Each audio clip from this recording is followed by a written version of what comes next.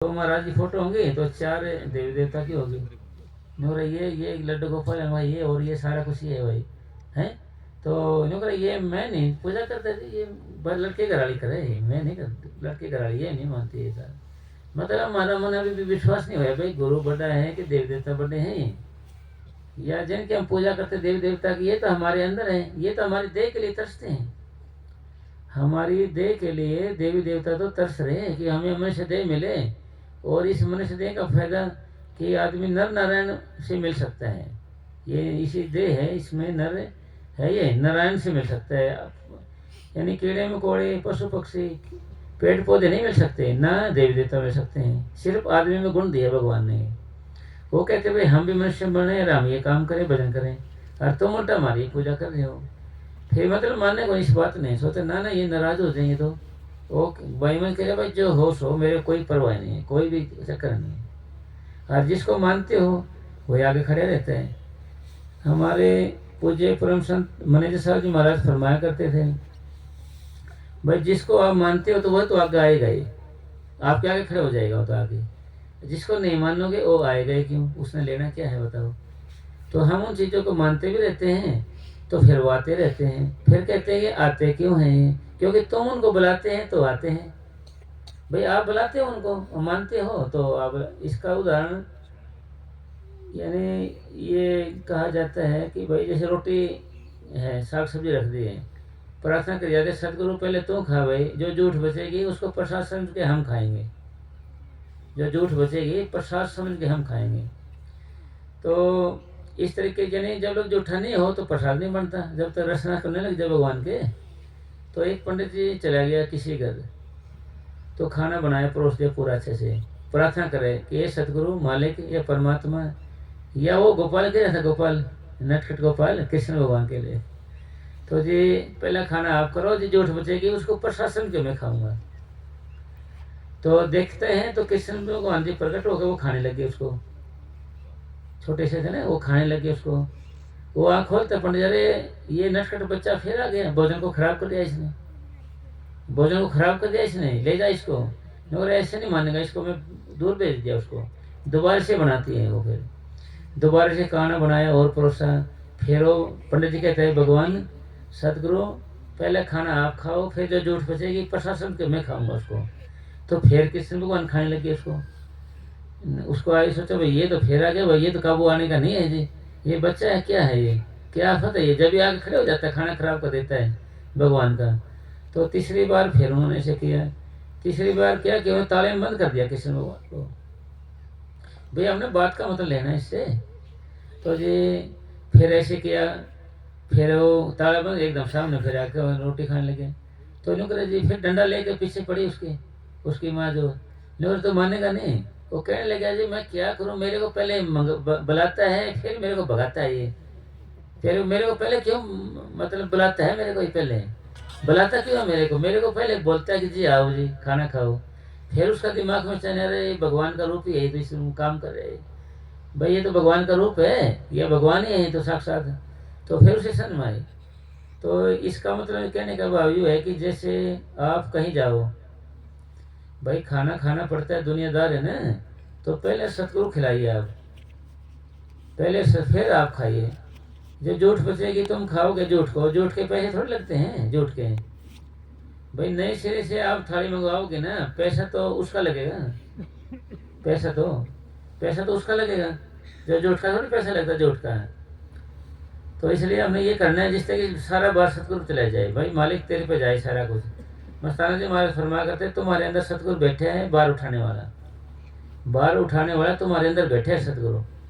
भाई सारा बार उसी पे रखो, दिन भर का काम सतगुरु तेरे हुक्म से हुआ, तेरी शक्ति और संपत्ति के सारे हुआ, जो किया तूने किया, मैंने कुछ नहीं किया।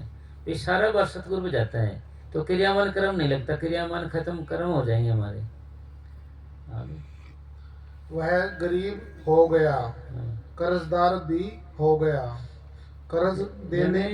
गरीब किसको कहते हैं, गरीब जो मालिक का भजन करता है, मालिक से डरता है, हर वक्त उसके भजन में लगे रहते हैं, वह गरीब है संत मत की नज़र में। बाकी गरीब कर्मों के मारे हुए हैं। भीखा भूखा कोई नहीं, सबकी गठरी लाल, गठ खोद विद न जाने, ता ते भय कंगाल।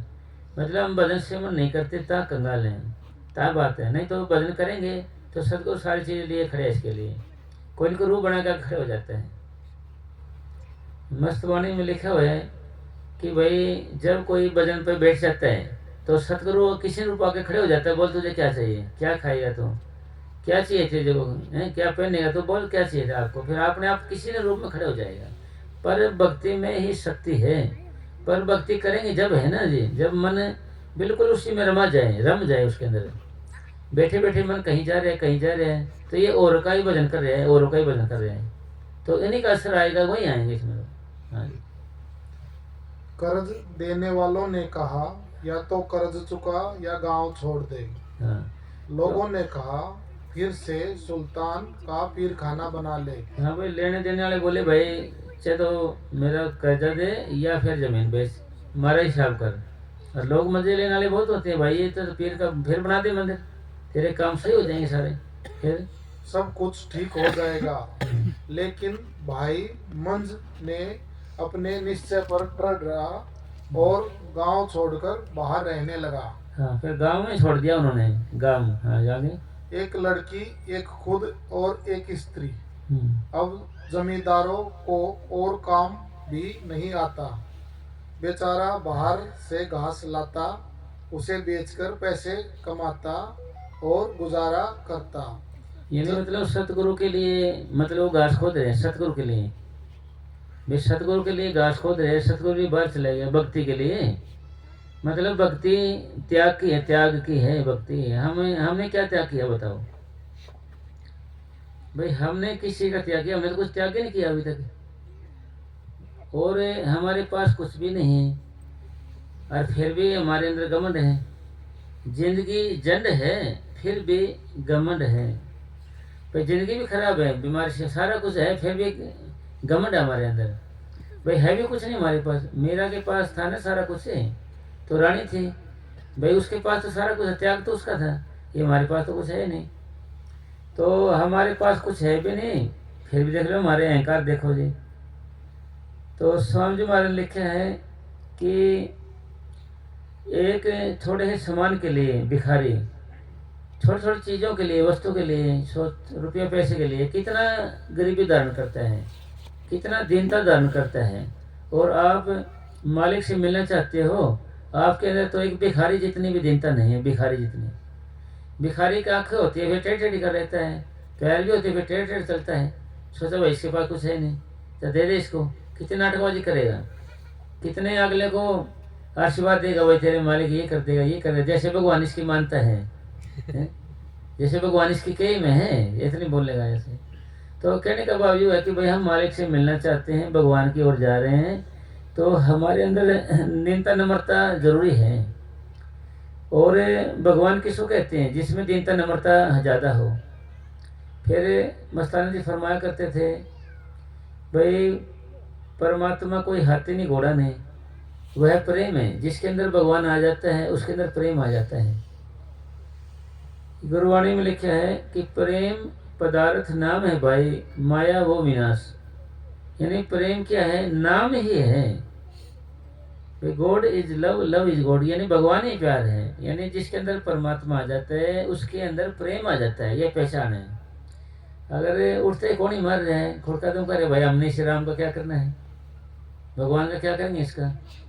अगर दो ही है उसके अंदर फिर भी भाई नहीं है, ये सवैरुद रखता है भाई, नहीं थोड़ी कर में लगे रहता है हर वक्त। तो सारी बातों का निचोड़ क्या है कि भाई भगवान मस्त रहे, भक्ति मस्त रहे बस। आगे जब कुछ दिन बीत गए तो गुरु साहिब ने अपने एक शिष्य को भाई मंज के नाम चिट्ठी देकर भेजा और कहा, इस चिट्ठी की भेंट 20 रुपये है, अगर मंज रुपये दे दे तो चिट्ठी दे देना। चिट्ठी दिखाई और गुरु साहिब का हुक्म सुनाया। भाई मंज बड़ा खुश हुआ, लेकिन पास कुछ नहीं था। यानी पास कुछ था भी, कोई चिट्ठी भेज दी देखने के लिए, भाई देखो क्या कहता है इसका मन। भाई क्या कहते हैं, डग मंगाता है या फिर गुरु को दोष देता है कि जैसे हमारी निंदा चुगली हो गई मान लें, तो हम गुरु को दोष देते गए या किसी को गलत बोलते हैं क्या, हैं किसी को आरोप लगाते हैं कि नहीं। मतलब आदमी अच्छा होता है जो हमारे पर कीचड़ उछालता है, तो इससे पता चलता है कि हम कितने के पानी में नाराज होते हैं कि नहीं, क्या क्या क्या फर्क पड़ता है हमारे अंदर, भाई क्या चेंजिंग आती है ये। तो ये सारे की सारी परीक्षाएं हैं हमारी, और हमारी परीक्षा यानी पहली क्लास के पेपर होते हैं, ये है भाई ऊंची क्लास, इसके पेपर होते हैं। इसमें कभी कभी हमारी जीरो आ जाती है एक, कभी 2 जीरो आ जाती है, बस पेपर है इसके भी। आगे औरत से सलाह की, औरतों के हाथ नाक कान में कुछ जेवर होता है, कुछ लड़की की चूड़ियाँ, कुछ औरत की चूड़ियाँ और अन्य जेवर वगैरह इकट्ठे किए और सुनार के पास ले गया। उसने कहा कि 20 रुपये का माल